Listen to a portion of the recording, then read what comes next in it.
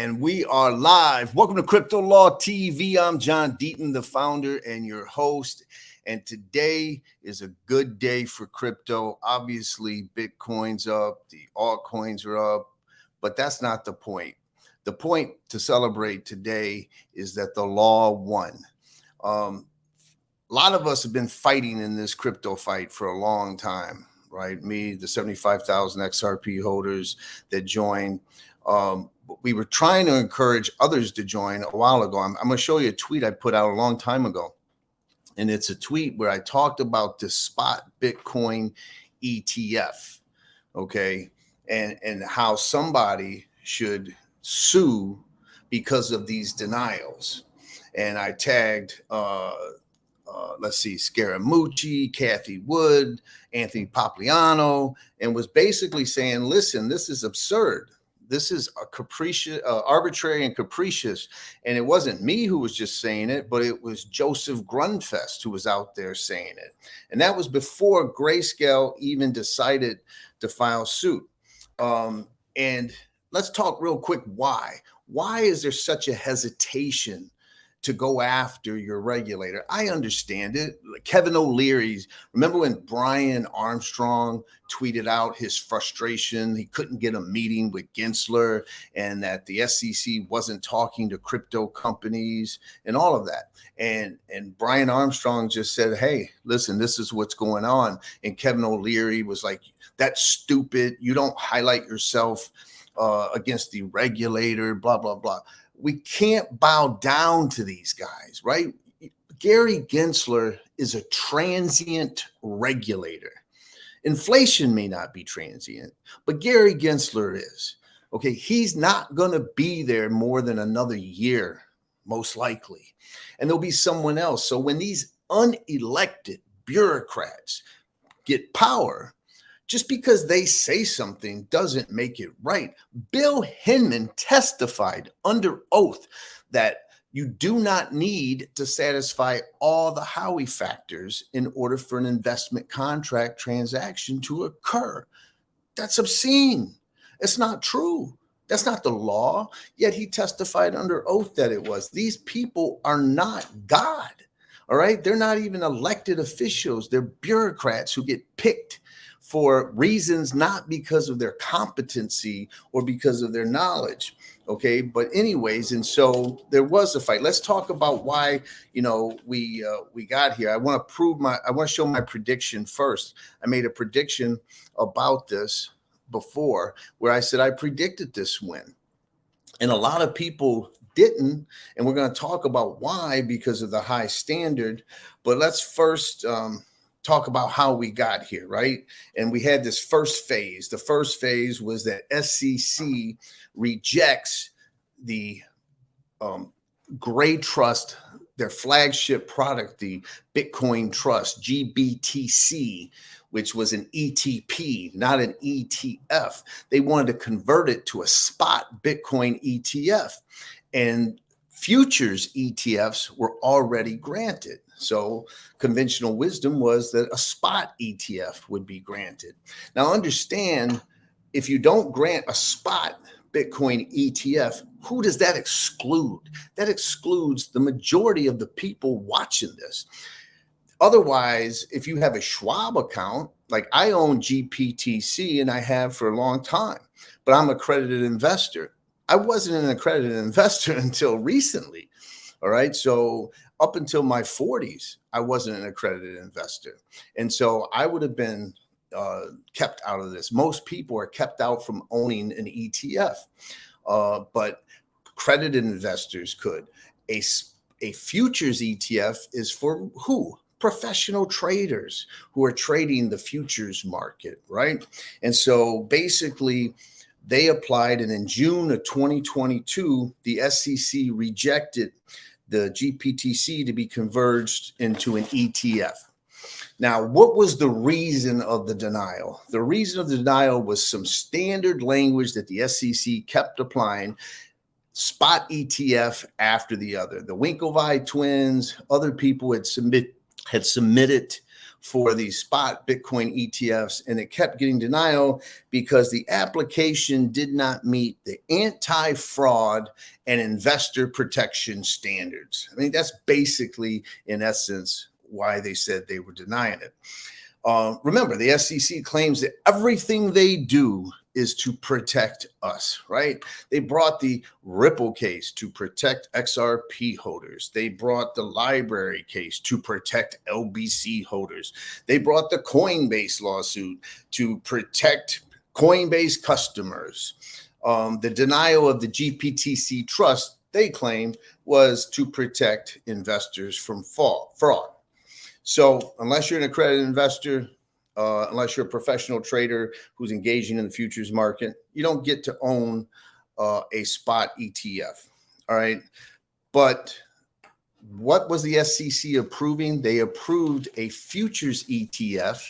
They approved a short Bitcoin ETF, and they then approved a 2-time leveraged Bitcoin futures ETF. So all of the professional traders, all of the hedge funds, they could engage in Bitcoin futures, short, even using leverage. But the regular guy, they can't own a Bitcoin ETF in America. So basically, that's where we got. Now, Grayscale finally decided to fight back. Crypto fought back. I got to believe it's because they saw what was happening in the Ripple case, and that everything they were saying about XRP was going to be applied to all the other altcoins. The SEC was just digging their heels in the sand and going all out anti-crypto. Choke point 2.0 with the banks.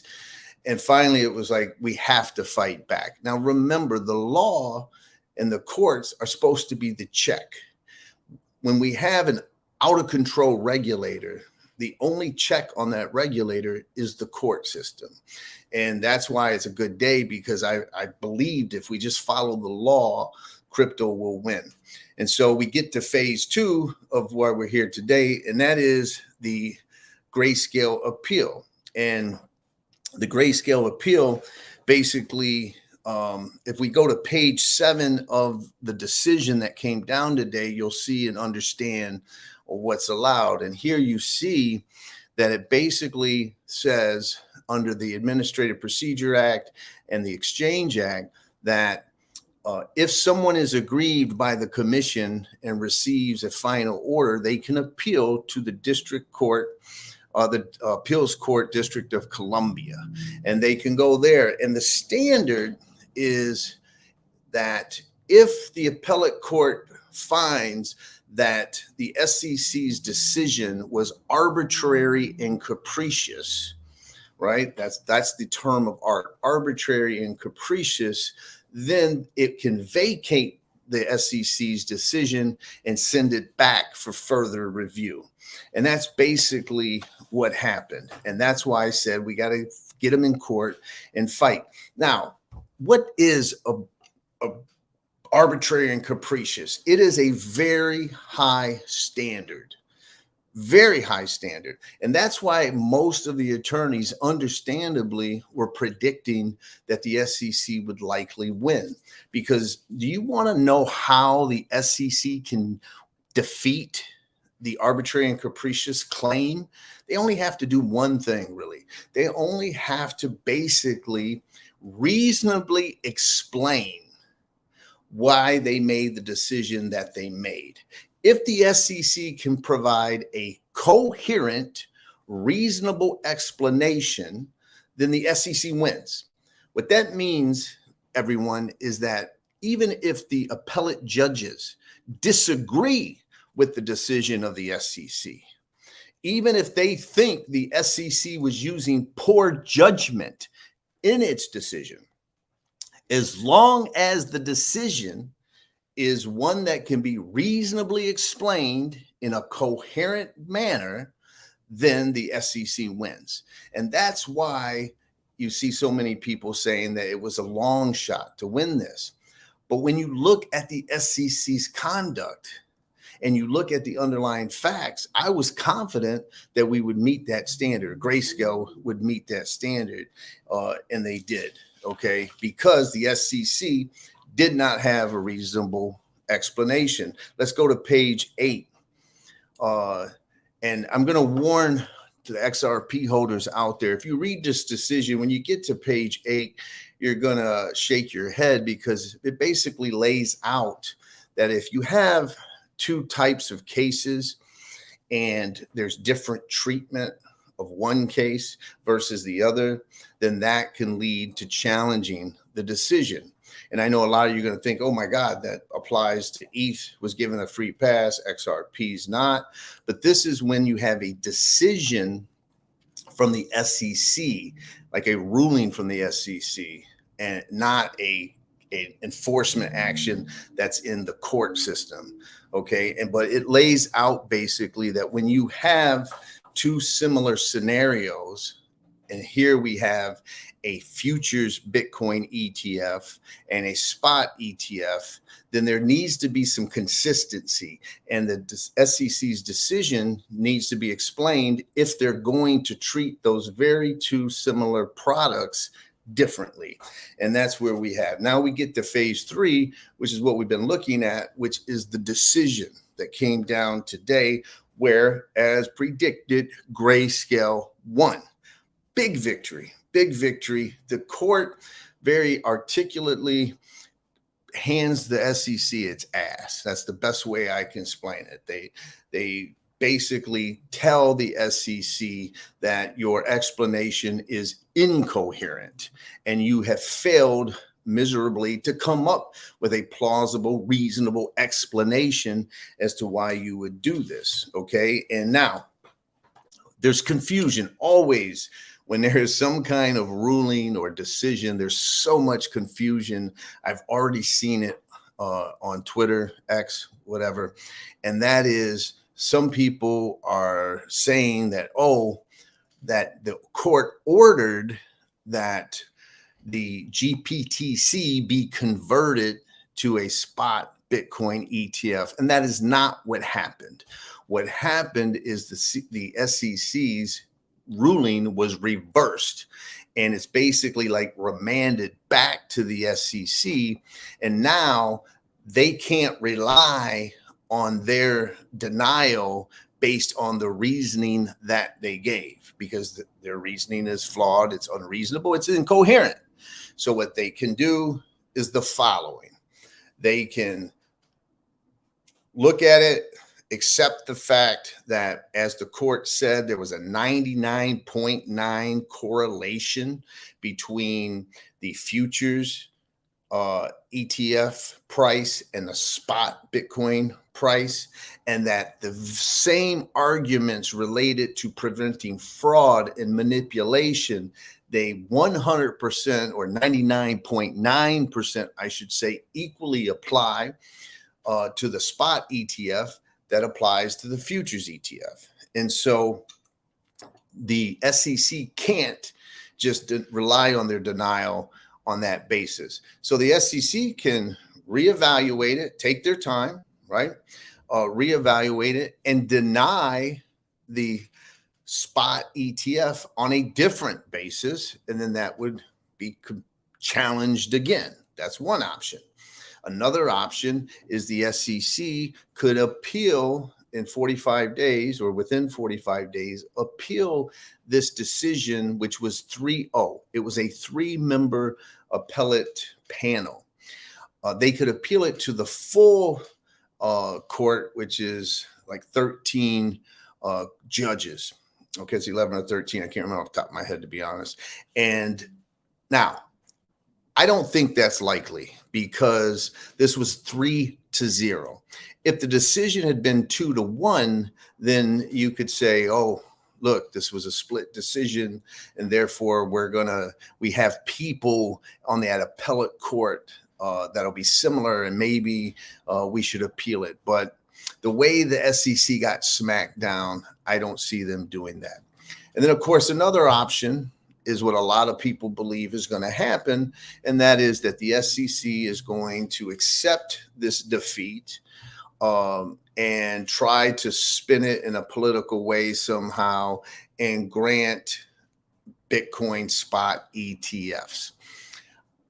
Here's where we're going to find out how much entrenched in the anti-crypto agenda Gensler is, because they took a hit, obviously, with the Ripple case. They've taken a hit in every courtroom, just about every time they're before a judge.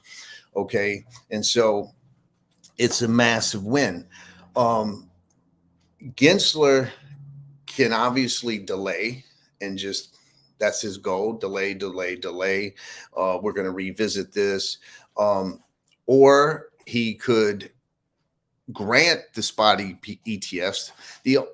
I'm inclined not to think he's going to do that. The only thing that makes me think he might see, sort of the light, if you will, finally, is that you have the Larry Finks of the world who carry a lot of influence.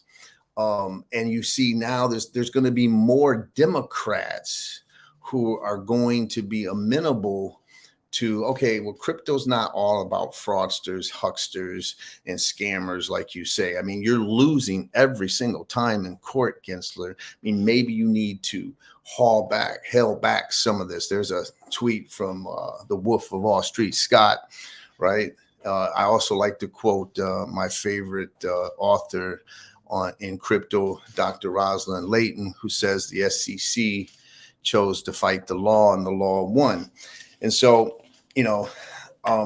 we're going to get a spot Bitcoin ETF. There's no doubt about that. That is a guarantee. It's just a question of, is it going to be Friday like some people are predicting? I doubt it, but it's possible.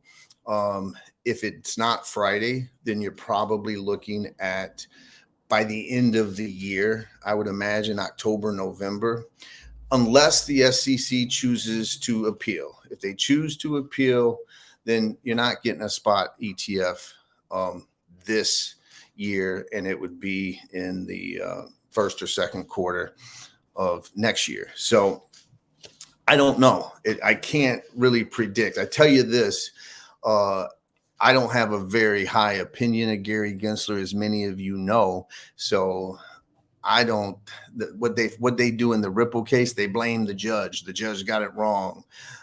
Judge Torres misunderstood the law, whatever. Are they going to say the same thing here? Or, so it really depends what's happening behind the scenes.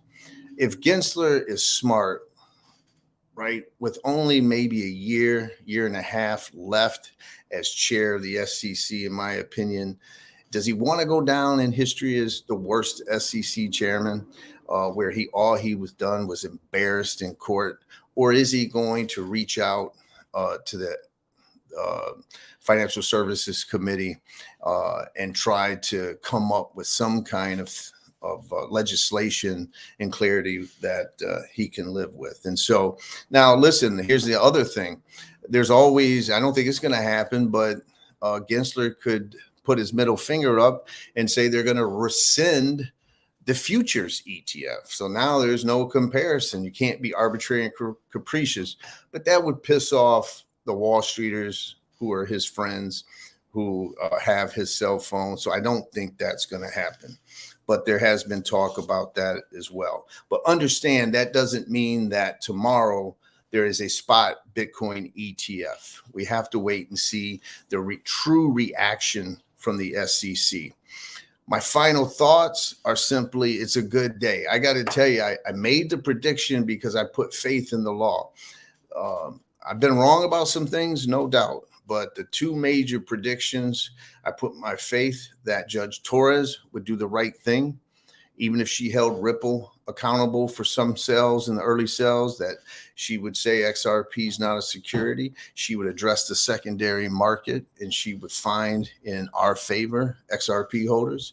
And she did that. She followed the law, applied it fairly, impartially, without passion or prejudice. And we got the result that we should. And then I had faith that if someone challenged the SEC and fought back, that the law would win, and the law won.